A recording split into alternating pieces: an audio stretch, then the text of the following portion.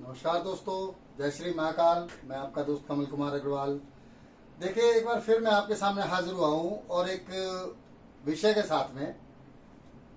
विषय ज्योतिषी विषय, जैसे हम ज्योतिष और ज्योतिषियों के ऊपर बात करते हैं। ग्रह, नक्षत्र, कुंडली, दशा, महादशा, अंतरदशा, यही हमारा विषय होता है। और एक हम बहुत ही महत्वपूर्ण ग्रह के बारे में बात आज करने वाले हैं, शनिदेव। शनिदेव जो कि 9 ग्रह में सबसे ज्यादा क्रूर माने जाते हैं, लेकिन सबसे ज्यादा जज करने वाले, ठीक है। और ये ज्ञान के कारक हैं। ज्ञान बहुत, इनकी स्पीड बहुत कम होती है दोस्तों। कहते हैं जो 3 दिन का काम ये 3 साल में भी पूरा नहीं होने देते। जो शनिदेव रेट्रोग्रेड मतलब वक्री 17 जून 2023 को 4:37 पे शाम को शतभिषा नक्षत्र में वक्री हो चुके हैं। और 6 नवंबर 2023 को 9:40 सुबह घनिष्ठा नक्षत्र में ये वक्री रहेंगे 152 दिन। अब ये 152 दिन वक्री रहेंगे दोस्तों। शनिदेव का राशि परिवर्तन हो, या किसी ग्रह के साथ युति कर लें, या किसी ग्रह को देख लें, ये अपने आप में बड़ी बात मानी गई है। क्योंकि शनि मंदा ग्रह, धीमी गति से चलने वाला लेकिन क्रूर ग्रह। पापी हम इसलिए नहीं कहेंगे क्योंकि ये न्याय के देवता हैं और ये न्याय करते हैं। जिस तरीके के हमारे कर्म हैं, जिस तरीके के हम लोग काम करते हैं, झूठ बोलते हैं, बेईमानी करते हैं, चोरी करते हैं, या कोई और गलत काम करते हैं जो कानून विरोधी हो सकता है, उसमें कानून से पहले या कानून से बाद में सजा देने में इनका बहुत बड़ा हाथ रहा है। ऐसा होता भी है और देखा भी गया है। जिसको हम लोग कहते हैं शनि की ढैया लग गई, शनि की पनौती लग गई, या शनि की दशा, महादशा, अंतरदशा लग गई, उसमें ये अपना कार्य करते हैं। और उसके साथ साथ शनि देव का वक्री हो जाना, वैसे तो साल में एक बार वक्री होते हैं। पहले तो मैं अपने दोस्तों को यही समझाने की कोशिश करूंगा, यही बताने की कोशिश करूंगा कि शनि देव का वक्री हो जाना एक खगोलीय घटना है जो कि हर साल होती है। इसमें कुछ नया नहीं है दोस्तों, क्योंकि वक्री ग्रह होता है जब सूर्य से 5वें घर आ जाता है, तब कोई भी ग्रह वक्री हो जाता है। जिसमें सूर्य और चंद्रमा वक्री नहीं होते हैं और राहु और केतु हमेशा वक्री रहते हैं।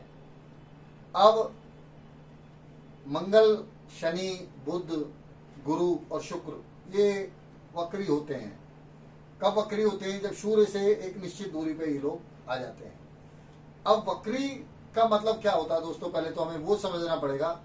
वक्री का मतलब होता है कि ये ग्रह जो है पृथ्वी के आसपास चक्कर काटते हैं। सूर्य पृथ्वी से काफी दूर है। अब सूर्य से जब ग्रह दूर आ जाता है तो वो वक्री हो जाता है, लेकिन वही ग्रह पृथ्वी के बहुत नजदीक आ चुका है। तो वक्री ग्रह का दोस्तों बहुत बड़ा प्रभाव रहा है हमारे जीवन पे। तो वक्री ग्रह, अगर शनिदेव जैसे ग्रह अगर वक्री होते हैं तो इसका बहुत ही बड़ा महत्वपूर्ण विषय है ये। इसके साथ साथ अगर शनिदेव वक्री हैं तो जिनकी कुंडलियों में वक्री हैं पहले से ही और शनि की दशा, महादशा, अंतरदशा चालू है, उनको अच्छा फल मिलेगा, इसमें कोई शक नहीं है। जिनकी कुंडलियों में मार्गी है शनि और वक्री हो गए, उनको भी अच्छा फल मिलेगा, क्योंकि शनि की चाल तेज हो गई। पीछे जरूर चले गए हैं लेकिन चाल तेज हो गई है। ये ध्यान रखने वाली बात है कि शनिदेव बहुत ही मंद गति से, धीमी गति से आगे चलते हैं। अब शनिदेव वक्री हो गए हैं तो मैं अपने दोस्तों को बता दूं, वक्री होना एक हमारी आंखों को दिखता है कि वो वक्री ग्रह पीछे जा रहा है, लेकिन वो पीछे नहीं जाता। ऐसे मान के चलिए कि जैसे कोई गाड़ी चल रही है तो हम लोग आगे जा रहे हैं और जो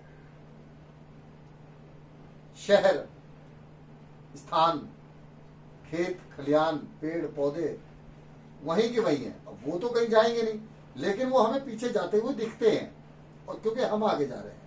उसी तरीके से ग्रह आगे चलता है, वक्री ग्रह पीछे चलता हुआ हमें सिर्फ आभास होता है, दिखता है।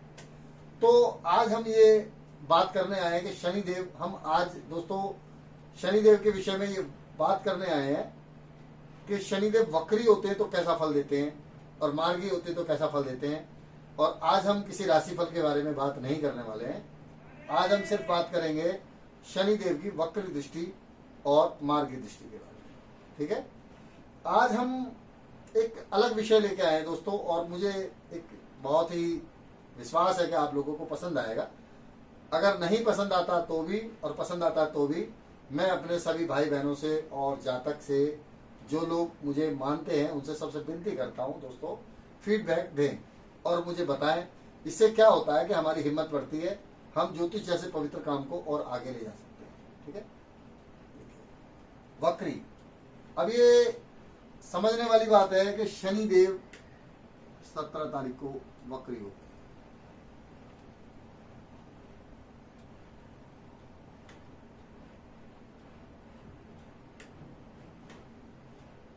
मैंने दोस्तों कोई नंबर नहीं लिखा है यहाँ पे। नंबर ना लिखने का सबसे बड़ा कारण ये है दोस्तों कि हमारा उद्देश्य राशिफल बताना बिल्कुल भी नहीं। क्यों नहीं है बता दें कि गोचर में जब शनिदेव कुंभ राशि में हैं तो प्रभावित तो 12 राशियों को करेंगे, इसमें कोई शक नहीं है। 27 नक्षत्रों को भी प्रभावित करेंगे। 12 घर हैं तो यहाँ भी प्रभाव पड़ेगा शनिदेव का। लेकिन वक्री समझना और समझाना हम लोग चाहते हैं, आपको समझाना चाहते हैं और हम समझना चाहते हैं। हमारा विषय है ज्योतिष जैसे पवित्र काम को हम समझें और आगे बढ़ें। इसमें कुछ लोग डराते हैं, हमारा काम डराने का नहीं, हमारा उद्देश्य सिर्फ विश्लेषण का। तो दोस्तों शनिदेव वक्री हैं और किसी की जन्म पत्रिका में, किसी भी भाई बहन की जन्म पत्रिका में शनिदेव की दशा, महादशा, प्रदंता दशा, प्राण दशा, शनिदेव की ढैया 7.5 चालू है। वैसे तो मैं अपने सभी दोस्तों को बताना चाहूंगा कि 100 में से 65% लोग, 100 में से 65% लोग शनिदेव के प्रभाव में हमेशा रहते हैं, चाहे वो आज का दिन हो, चाहे 50 साल पहले का हो या 50 साल बाद का हो। ये एक ध्यान रखने वाली बात है। 35% ऐसे लोग होते हैं जिनपे शनिदेव की दशा चालू नहीं होती। दूसरी बात कि शनिदेव जिसके वक्री होके पहले से ही बैठे हैं और शनिदेव की दशा है, उनके काम बहुत अच्छे होने वाले हैं, चाहे वो किसी भी राशि के हैं। ये आप मान के चलें कि आपकी पत्रिका में शनिदेव वक्री अवस्था में पहले से बैठे हैं तो आप लोगों का काम बहुत अच्छा होने वाला है। लेकिन शनिदेव की दृष्टि में खराबी होती है दोस्तों, ये ध्यान रखने वाली बात है। शनिदेव की दृष्टि जहां भी पड़ेगी, शनिदेव की दृष्टि तीसरे भाव पे, मान लीजिए किसी के लगन में शनिदेव बैठे हैं, जिस भी भाव में बैठे हैं, तो शनिदेव की 3 दृष्टियां होती हैं दोस्तों। शनिदेव की तीसरी दृष्टि, 7वीं दृष्टि और 10वीं दृष्टि। ठीक है, अब वो लगन कुंडली में अगर शनिदेव दोस्तों वक्री हैं तो आपने देखा होगा कि जहां जहां शनिदेव की दृष्टि पड़ रही है वहां जरूर कोई ना कोई नुकसान होता है, या जहां शनिदेव की दृष्टि पड़ती है वहां से संबंधित जो हमारे रिश्ते हैं उनको प्रभावित करते हैं। ठीक है, गोचर में भी दोस्तों जैसे मेष राशि से मीन राशि के पर्यंत कहीं ना कहीं शनिदेव बैठे हैं। मेष राशि के 11वें घर में, वृषभ राशि के 10वें घर में, और मेष राशि के, मेष राशि के 11वें घर में दोस्तों शनिदेव बैठे हुए हैं। वृषभ राशि के 10वें घर में बैठे हुए हैं। मिथुन राशि के 9वें घर में बैठे हुए हैं, या कर्क राशि के 8वें घर में बैठे हुए हैं। तो कहीं ना कहीं शनिदेव का प्रभाव जो है मार्गी की अपेक्षा वक्री ग्रह होने के कारण ज्यादा प्रभाव पड़ेगा। जहां दृष्टि है वहां नुकसान हो सकता है, जहां पे बैठे हैं शनिदेव वहां पे बेनिफिट मिलेगा, इसमें कोई शक नहीं है। तो दोस्तों हम लोग आज ये बात कर रहे हैं आपसे कि शनिदेव मान लीजिए किसी के अष्टम भाव में बैठे हैं वक्री होके, बहुत अच्छा होता है। सप्तम भाव में दोस्तों थोड़ा सा वैवाहिक जीवन में परेशानी देते हैं। इसी तरीके से 12 घरों में कोई ना कोई समस्याएं उत्पन्न करते हैं या कुछ फायदा देते हैं। जैसे हम आपको बताना चाहते हैं कि किसी के मान लीजिए लगन में शनिदेव बैठे हैं, तो मार्गी शनि होंगे तो काम को डिले करेंगे, और वक्री शनि होंगे तो काम बहुत जल्दी इंसान के हो सकते हैं। धन भाव में शनिदेव अगर वक्री बैठे हैं तो बहुत पैसा आता है, कोई समस्या नहीं है, अच्छे होते हैं। थर्ड भाव में शनिदेव बैठे हैं दोस्तों, तो तीसरे घर में शनिदेव पराक्रम के लिए बहुत अच्छे होते हैं और वो बहुत अच्छे माने गए हैं। मेहनती होता है ऐसा आदमी, बहुत जोशीला होता है। चौथे घर में दोस्तों शनिदेव ठीक ठाक अवस्था में होते हैं। चौथा घर माता का होता है, भूमि भवन वाहन का होता है। तो यहाँ पे शनिदेव देते तो बहुत कुछ है, लेकिन माता जी से रिश्ते खराब कर देते हैं। अब दोस्तों शनिदेव अगर किसी के पंचम भाव में मौजूद हैं, तो पंचम भाव में शनिदेव तर्क शक्ति अच्छी देते हैं, बुद्धि अच्छी देते हैं, ज्ञान अच्छा देते हैं।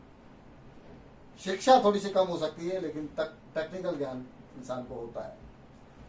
छठे घर में दोस्तों शनिदेव जब आते हैं तो छठे घर में शनिदेव शत्रुअंता योग बनाते हैं।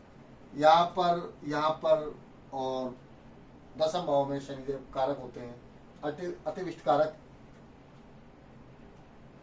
अष्टम भाव में होते हैं दोस्तों, और तीसरे घर में अतिविष्ट कारक होते हैं। छठे घर में दोस्तों शत्रुअंता योग बनाते हैं, बहुत बढ़िया होते हैं शनिदेव वक्री होके। और उसके साथ अगर सप्तम भाव में शनिदेव बैठे हैं तो किसी भी पत्रिका में ये मैरिटल लाइफ को डिस्टर्ब कर सकते हैं। हालांकि शनिदेव सप्तम भाव में कारक माने गए हैं दोस्तों, लेकिन परेशानियां यहाँ खड़ी करते हैं। अष्टम भाव हमारी आयु का है और हमारे गूढ़ ज्ञान का है, जिसको हम कहते हैं हमारी जो रिसर्च में का भाव होता है दोस्तों 8वां घर। 8वें घर में अगर शनिदेव बैठे हैं तो बहुत अच्छे माने, आयु के लिए भी दोस्तों बहुत अच्छे होते हैं। पाकिस्तान में दोस्तों शनिदेव ठीक ठाक माने जाते हैं, भाग्य का साथ मिलता है, पराक्रम भी इंसान के पास होता है, नेम फेम भी होता है। लेकिन शनि चले जो शनिश्चर हर काम को डिले करते हैं, परेशानी देते हैं। दसम भाव में शनिदेव दोस्तों बहुत अच्छे माने गए हैं। वक्री होकर शनिदेव दसम भाव में बैठते हैं तो रिजल्ट अच्छा ही मिलेगा, खराब नहीं मिलेगा, क्योंकि दसम भाव में बहुत सारे ग्रह कारक होते हैं। शनिदेव भी यहाँ कारक हैं, और दसम भाव में अगर वक्री होकर शनिदेव बैठे हैं किसी के तो बहुत अच्छा रिजल्ट मिलता है। जॉब बहुत अच्छी होती है, आदमी बिजनेस करता है तो वो भी बहुत अच्छा होता है। ऐसे आदमी कंस्ट्रक्शन का काम करते हैं, भूमि भवन वाहन का काम करते हैं, इन्वेस्ट करते हैं और बिल्डिंग मटेरियल का काम करते हैं, लोहा केमिकल ऑयल, इस तरह के काम इंसान के होते हैं। 11वें घर में दोस्तों शनिदेव लाभ के लिए बहुत अच्छे हैं। किसी के भी वक्री होके अगर 11वें घर में बैठे हैं तो मैं अपने सभी भाई बहनों को बताना चाहूंगा कि 12 घरों में सबसे घर अच्छा जो माना गया है वो 11वां घर माना गया है। तो इसलिए चिंतन करें जिनके 11वें घर में शनिदेव है दोस्तों। 12वां घर दोस्तों एक ऐसा घर है जहाँ पे शनिदेव कारक तो होते हैं, लेकिन मुझे ऐसा लगता है कि ठीक नहीं होते। क्यों? क्योंकि जन्म पत्रिका में किसी भी भाव के अगर ये मालिक हैं, मान लीजिए सप्तम भाव के मालिक हैं, 12वें घर में गए तो सप्तम भाव को कमजोर करेंगे। पंचम भाव के मालिक हैं, 12वें घर में गए तो पंचम भाव को कमजोर करेंगे। पाकिस्तान के मालिक हैं और 12वें घर में गए तो भी ये पाकिस्तान को कमजोर करेंगे। हाँ, एक लगन एक ऐसी है जिसमें कुंभ लगन एक ऐसी है दोस्तों कि कुंभ लगन के मालिक अगर 12वें घर में जाते हैं और चर राशि में, मकर राशि चर राशि होती है, इसमें जाते हैं तो विदेश यात्राओं के योग बनते हैं। इंसान बहुत अच्छी तरक्की करता है जीवन में। मकर राशि में मान लीजिए कुंभ लगन है और मकर राशि में शनिदेव 12वें घर में बैठे हैं तो उनके लिए अच्छा है। लेकिन लग्नेश का 12वें घर में जाना और वक्री हो जाना फिर भी इंसान को कहीं ना कहीं विचलित करता है, परेशान करता है और उसको जीवन में संघर्ष देता है। इसलिए मेरा मानना यह है दोस्तों कि शनिदेव 12वें घर में अच्छे नहीं माने जाते और 12वां घर वैसे भी विनाश का भाव है। तो दोस्तों मैं एस्ट्रो कमल कुमार अग्रवाल, कैसा लगा आपको प्रोग्राम? एक मैंने कोशिश की है कि एक अलग से विषय पे हट के बात करी जाए और अपने दोस्तों को समझाया जाए कि वक्री होना एक खगोलीय बहुत बड़ी घटना है, लेकिन कोई वक्री ग्रह में विशेष प्रभाव अलग से नहीं देखा गया। शनिदेव में यह प्रभाव देखा गया है। शनिदेव के अंदर हम ये देखते हैं कि जो काम मार्गी शनिदेव हैं काफी डिले होते हैं और शनिदेव जब वक्री होते हैं तो मुझे लगता है इंसान के काम बहुत जल्दी जल्दी होने लगते हैं।